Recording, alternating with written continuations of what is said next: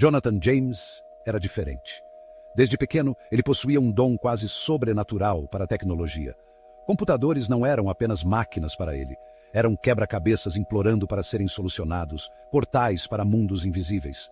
Crescendo no sul da Flórida, ele passou incontáveis horas explorando o mundo crescente da internet, seus dedos dançando pelo teclado com uma graça quase sem esforço. Desde cedo, ele mostrou interesse por computadores e tecnologia, aprendendo sozinho a programar e explorar sistemas. Foi durante esses anos de formação que Comrade nasceu, um apelido de hacker que em breve enviaria ondas de choque pela paisagem digital. As primeiras explorações de Jonathan eram típicas de um adolescente curioso, empurrando os limites do possível. Ele se aventurou em pichações de sites, deixando sua marca em cantos desavisados da web. Essas infrações menores, no entanto, fizeram pouco para prenunciar os hacks audaciosos que em breve o impulsionariam à notoriedade.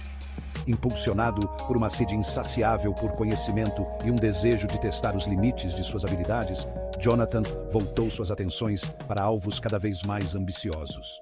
Mal sabia ele que sua busca por conhecimento em breve o colocaria em rota de colisão com os mais altos escalões de poder. As habilidades de Jonathan eram brutas, mas inegáveis. Ele devorava livros de programação, estudando meticulosamente as complexidades do código. Ele se envolveu em comunidades de hackers online, absorvendo conhecimento daqueles que operavam nas sombras. A cada dia que passava, suas habilidades aumentavam, sua confiança aumentava à medida que ele violava um sistema após o outro. O que começou como um hobby, uma forma de desafiar a si mesmo e explorar a fronteira digital, estava prestes a se transformar em algo muito mais consequente. O mundo estava prestes a aprender o nome Comrade, e a vida de um jovem brilhante seria para sempre alterada. O ano era 1999. A internet ainda estava em sua infância, um velho oeste digital pronto para exploração. Era uma era de possibilidades ilimitadas, onde os pioneiros digitais estavam apenas começando a entender o vasto potencial da rede mundial. Jonathan, agora com 15 anos, voltou suas atenções para um alvo que cimentaria seu lugar na história do hacker, a NASA. Ele não era apenas um adolescente comum, ele era um prodígio da computação, um gênio autodidata que já havia superado muitos desafios técnicos. A própria ideia parecia absurda. A NASA, com seus recursos quase ilimitados e segurança de ponta, parecia uma fortaleza impenetrável. Como poderia um adolescente, operando de seu quarto no sul da Flórida, possivelmente penetrar nas defesas digitais da principal agência espacial do mundo? A resposta estava na combinação de sua habilidade técnica e uma determinação inabalável. No entanto, Jonathan, movido por um coquetel potente de bravura juvenil e destreza técnica, não se deixou intimidar. Ele sabia que com paciência e habilidade poderia encontrar uma brecha. Durante semanas, ele sondou meticulosamente os sistemas da NASA, procurando por vulnerabilidades. Cada noite, ele se aprofundava mais, aprendendo os meandros dos sistemas complexos da agência. Ele estudou a arquitetura de rede deles, identificando potenciais pontos de entrada. Ele mapeou cada conexão, cada nó, procurando por qualquer fraqueza que pudesse explorar.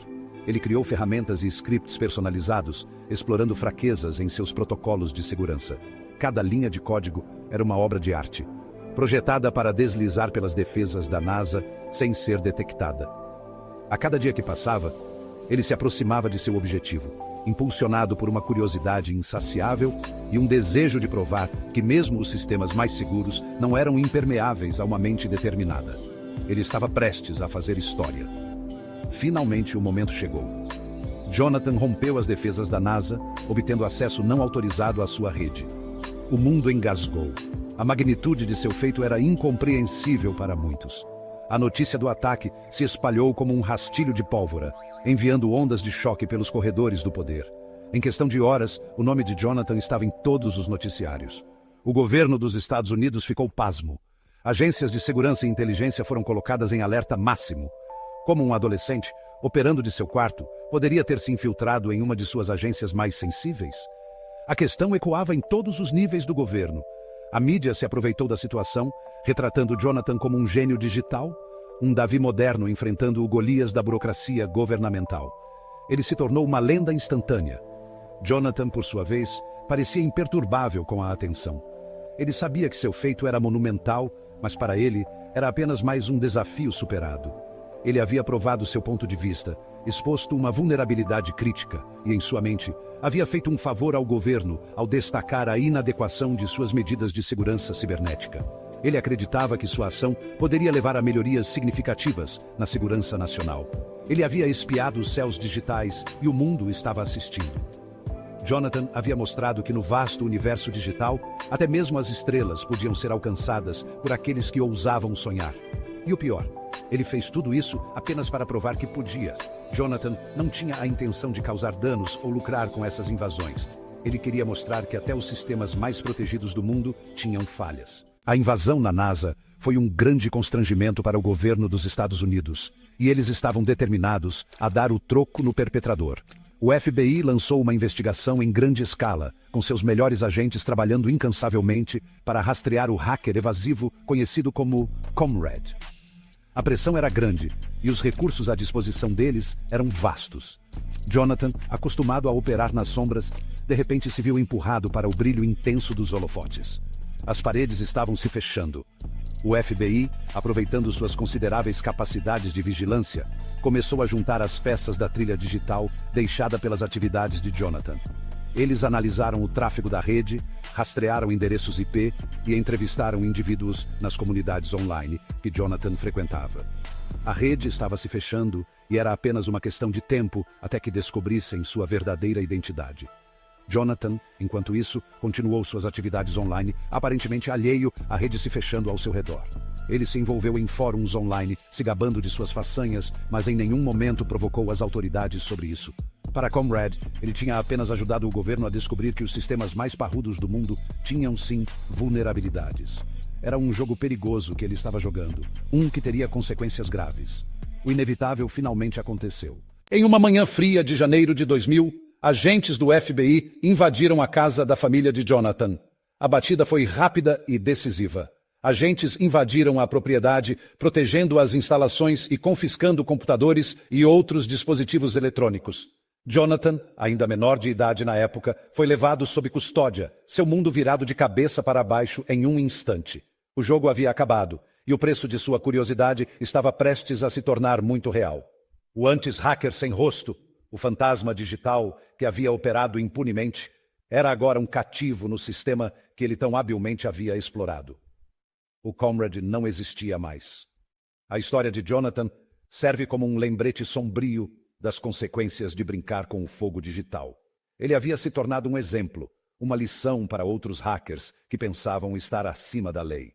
A operação do FBI não só desmantelou suas atividades, mas também enviou uma mensagem clara: ninguém está fora do alcance da justiça. Jonathan, agora enfrentando um futuro incerto, refletia sobre suas escolhas e o preço que pagou por sua curiosidade insaciável. A era de Comrade havia chegado ao fim, mas as cicatrizes de suas ações permaneceriam para sempre. O que mais é admirável por parte de Jonathan é que ele nunca havia feito aquilo apenas para causar prejuízos ao governo. Era apenas uma curiosidade de adolescente. Ele queria provar para si mesmo que era o melhor, e que nenhum sistema online está impune a ninguém. A prisão de Jonathan James enviou ondas de choque pela comunidade hacker e além. A notícia de sua prisão se espalhou rapidamente, gerando discussões acaloradas em fóruns online e entre especialistas em segurança cibernética.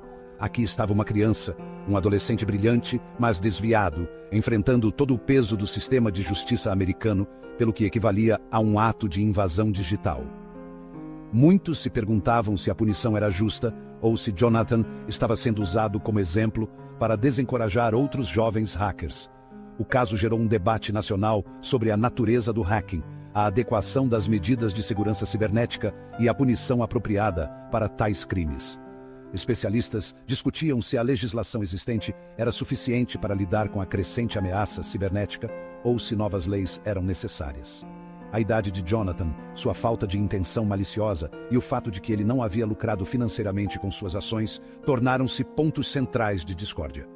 Muitos argumentavam que ele merecia uma segunda chance, enquanto outros acreditavam que uma punição severa era necessária para proteger a segurança nacional. A acusação, no entanto, permaneceu implacável. Eles estavam determinados a mostrar que qualquer violação de sistemas governamentais seria tratada com a máxima seriedade. Eles argumentaram que as ações de Jonathan não foram as brincadeiras inofensivas de um adolescente curioso, mas um crime sério que comprometeu a segurança nacional. A invasão de sistemas governamentais, especialmente aqueles tão sensíveis quanto os da NASA, não poderia ser ignorada. Eles pintaram o quadro de um indivíduo imprudente que havia colocado em risco sistemas governamentais confidenciais e colocado em risco os interesses nacionais. A segurança de informações críticas estava em jogo, e Jonathan havia cruzado uma linha perigosa. A defesa respondeu destacando a juventude de Jonathan, sua falta de intenção criminosa e o fato de que ele havia alertado a NASA sobre as vulnerabilidades que havia explorado. Eles argumentaram que ele deveria ser visto como um aliado na luta contra as falhas de segurança, não como um inimigo. Eles defenderam a clemência, enfatizando a necessidade de reabilitação em vez de retribuição. A defesa acreditava que Jonathan poderia usar suas habilidades para o bem se lhe fosse dada a oportunidade. No final, o tribunal ficou do lado da acusação. A decisão foi recebida com choque e tristeza pela família de Jonathan e por muitos na comunidade hacker. Jonathan, apesar de sua idade e falta de antecedentes criminais, foi condenado a 6 meses de prisão domiciliar e liberdade condicional. A sentença foi vista como um aviso claro para outros jovens hackers. Ele também foi proibido de usar computadores para fins recreativos e obrigado a escrever cartas de desculpas à NASA e ao Departamento de Defesa. Essas cartas foram uma tentativa de mostrar arrependimento e responsabilidade por suas ações. Foi uma sentença dura, que muitos consideraram desproporcional ao crime. A discussão sobre a justiça da punição continuou por muito tempo após o veredicto. Avançamos para 2008. Jonathan James, agora com 24 anos, estava tentando reconstruir sua vida e fugir de seu passado. Ele não se envolveu mais em atividades hackers, estava formado e bem empregado. No entanto, ele foi inesperadamente envolvido em uma investigação de cybercrimes. Apesar de alegar inocência, ele sentia que estava sendo usado como bode expiatório. Pressionado por acusações que dizia não ter relação, Jonathan começou a desconfiar profundamente do sistema de justiça. Ao longo disso, ele foi escrevendo várias cartas sobre como estava se sentindo espionado e de não saber o porquê que eles estavam fazendo aquilo. Em uma das cartas, Jonathan escreveu que o que ele viu quando invadiu os sistemas aos 15 anos deixaria qualquer um de boca aberta. Em maio daquele ano, ele foi encontrado morto em sua casa, vítima de auto se mandar para o Vasco. Vocês sabem o que quero dizer, né? Infelizmente, o YouTube poderá banir o vídeo se eu disser essa palavra. Ao seu lado, havia uma carta que dizia: "Eu sinceramente acredito que o sistema de justiça quer me usar como exemplo. Não confio mais na justiça. Prefiro morrer a passar o resto da minha vida sendo acusado por algo que não fiz." Após sua morte, começaram a surgir teorias bizarras. Algumas pessoas acreditam que Jonathan sabia de algo que não deveria. Outras sugerem que ele foi vítima de uma conspiração maior, talvez como queima de arquivo ou perseguição por seus feitos no passado. As teorias vão desde vigilância governamental até segredos que Jonathan poderia ter descoberto enquanto navegava nos sistemas mais protegidos do mundo. A história de Jonathan James é ao mesmo tempo fascinante e trágica. Ele provou que a tecnologia pode ser uma ferramenta poderosa, mas também perigosa nas mãos erradas.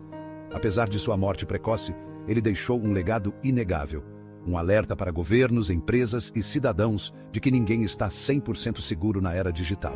É isso, pessoal. Essa foi a história do Hacker Comrade.